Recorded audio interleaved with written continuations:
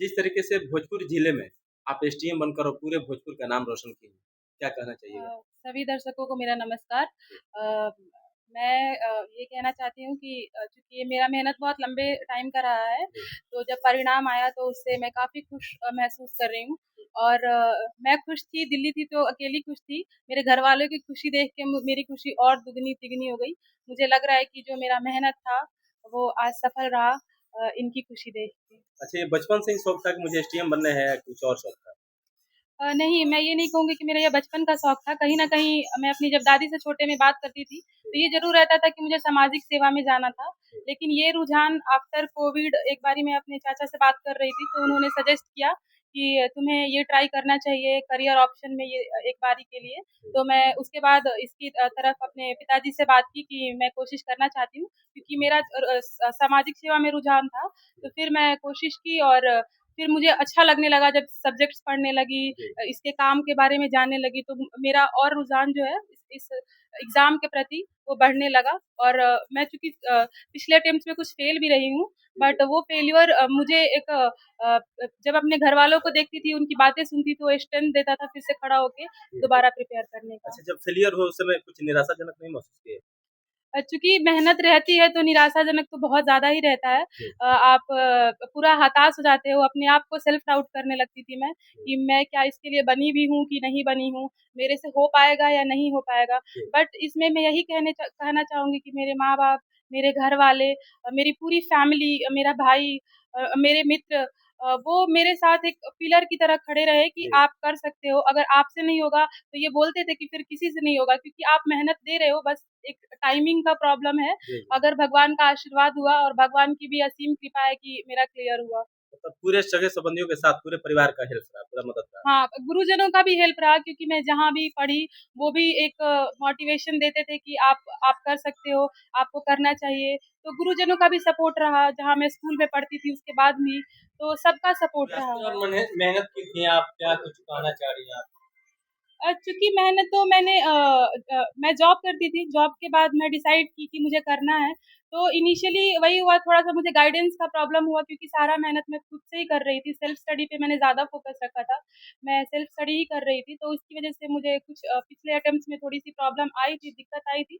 But मैं अपनी गलतियों से ही सीख के, उसे सुधार करके मैं अपने अगले अटेम्प्ट को इम्प्रूव करने की कोशिश करती थी कि जो गलतियाँ मैं पीछे कर रही हूँ, उसको कम दोहराऊँ और इम्प्रूवमेंट के साथ मैं एग्ज़ाम लिखूँ। तो यही मेहनत तो लगती ही है क्योंकि एग्ज़ाम ही इतना डिमांडिंग है, तो मेहनत तो मैं की थी। अच्छा, एक सवाल और है मेरा कि जो आप पढ़ाई-लिखाई किए हैं, वो क्या शहर से किए हैं या शुरुआती दौर में गाँव से स्टार्ट किए चूँकि मैं ग्रामीण परिवेश को बिलॉन्ग करती हूँ, तो मेरी जो मैट्रिक तक की परीक्षा है, यही गाँव के एक स्कूल विवेकानंद पब्लिक स्कूल से मेरी पढ़ाई हुई है। उसके बाद मैं जवाहर नवोदय विद्यालय से 11th-12th की पढ़ाई की हूँ। उसके बाद मैं जेईई मेन्स लिखी थी, उसमें मेरा चयन एनआईटी अगरतला में प्रोडक्शन इंजीनियरिंग में हुआ था। वहाँ मैं 4 साल पढ़ाई की, वहाँ मैं गोल्ड मेडलिस्ट भी रही थी। उसके बाद मेरी कैंपस प्लेसमेंट हुई थी, मैं 1.5 साल लगभग जॉब भी की थी। और फिर वही कोविड के बाद मेरा पास आउट हुआ था, तो उसी दौरान चाचा से बात हो रही थी।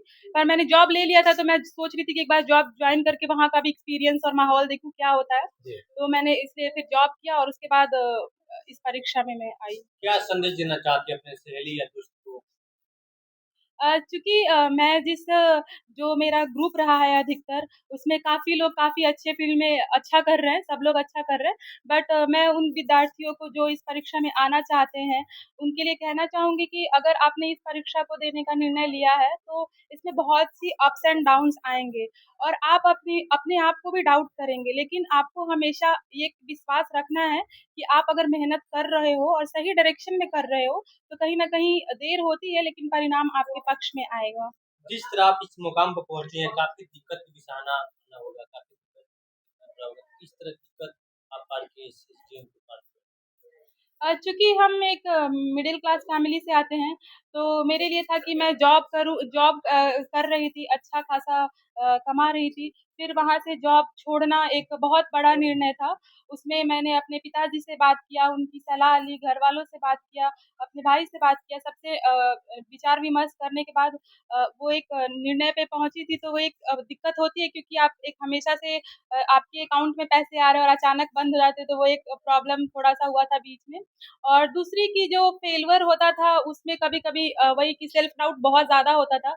और तीसरी थोड़ी गाइडेंस भी मुझे लगता है कि कमी पड़ी, बट इसमें मेरे दोस्तों ने जो मेरे स्कूल के ही है, जो इसकी परीक्षा में तैयारी कर रहे थे, उन्होंने काफ़ी सपोर्ट किया आंसर्स को इवैल्यूएट करने में, आंसर्स को देखने में, कैसे प्रिपरेशन को स्ट्रक्चर करना है, उसमें मेरी काफ़ी मदद की है उन लोगों ने।